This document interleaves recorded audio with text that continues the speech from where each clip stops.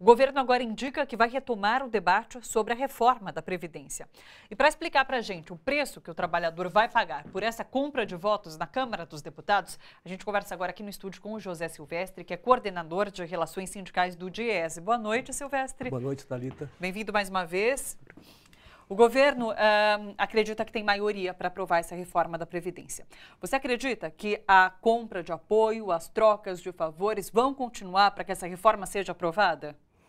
Olha, eu acredito que esse tipo de negociata que está sendo feita no Congresso, assim como a mídia nacional tem divulgado, tem mostrado efeitos positivos do ponto de vista do governo, vide a aprovação de barrar a não continuidade da denúncia da Procuradoria-Geral da República para o STF. Agora, eu acredito que com relação à Previdência a história é outra. Primeiro porque a Previdência precisa de 308 votos para ser aprovada. Sim. Segundo que a Previdência tem um apelo popular muito grande, vide as manifestações que nós tivemos nesses últimos meses. E um terceiro aspecto que eu acho que deve ser considerado é que é o seguinte: na medida que a reforma da Previdência atinge a todos, os parlamentares, embora muitos deles sejam, como a imprensa mostrou, compráveis, né? Seja através de distribuição de cargos na máquina pública federal, seja através de liberação de recursos de emendas parlamentares, eu tenho a impressão seguinte: como a reforma da Previdência atinge diretamente as pessoas no local, ou seja, na base do parlamentar, quero crer que ele vai pensar duas vezes em votar a favor dessa reforma, porque vai ser cobrado, inclusive, do ponto de vista das prefeituras, ou seja, da sua base, dos seus domicílios eleitorais. Talvez não seja tão fácil quanto o governo está acreditando. Hoje o ministro da Fazenda, Henrique Meirelles, falou num evento do setor imobiliário em São Paulo que a arrecadação federal deve aumentar agora no segundo semestre e que a economia vai voltar a crescer. Mas se isso não acontecer, o governo vai ter que rever a meta fiscal esse ano. Pelos indicadores até agora, o DIEESE acredita que a economia vai voltar a crescer? Olha, o governo estabeleceu uma meta fiscal de mais de 139 bilhões. Né? Eles estão dizendo que não vão aumentar, né, esse montante do déficit primário.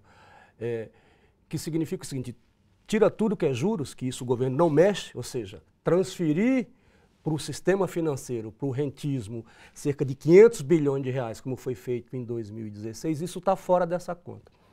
Com relação ao crescimento da economia, os sinais são muito tênues e ao mesmo tempo contraditórios, né?